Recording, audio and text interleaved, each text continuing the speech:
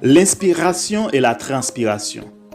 L'inspiration désigne une influence d'idées stimulant l'imagination et la créativité. Soulignons que l'imagination, c'est la faculté à produire des images dans l'esprit. La créativité, la capacité d'un individu à imaginer ou construire et mettre en œuvre un concept neuf.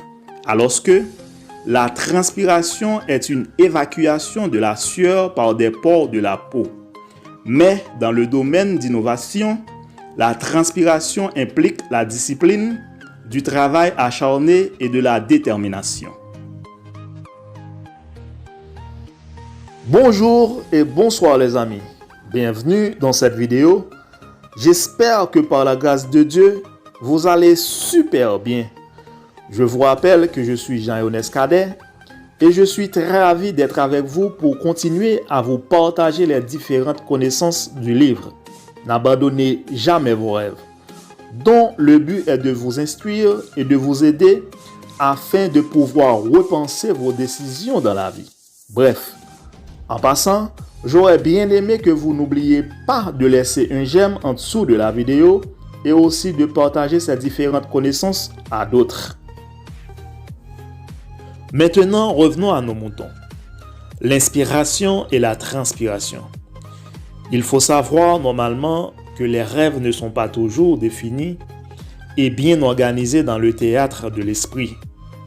Parfois, ils naissent sous forme de petites traces, de simples croquis, d'idées vagues dessinées et façonnées tout au long de la vie.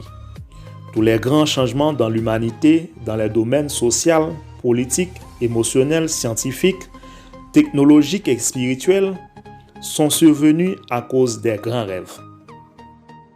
Eh bien, mes amis, vous devez comprendre que pour avoir de grands changements importants dans la société, il n'est pas nécessaire d'avoir des caractéristiques génétiques supérieures ou des privilèges de génie.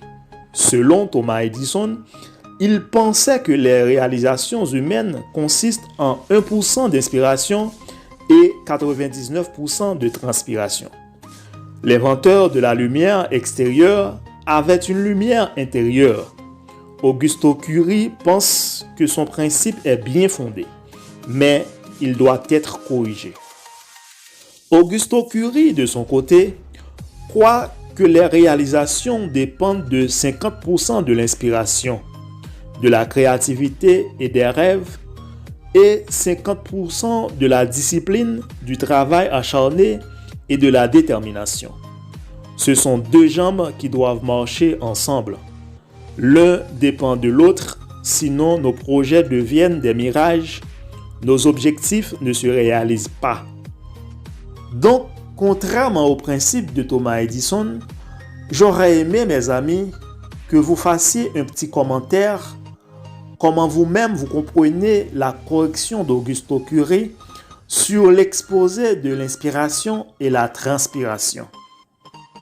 Quiconque veut atteindre l'excellence dans ses études, dans ses relations affectives et dans son métier doit libérer sa créativité pour être un rêveur et libérer son courage pour être entrepreneur.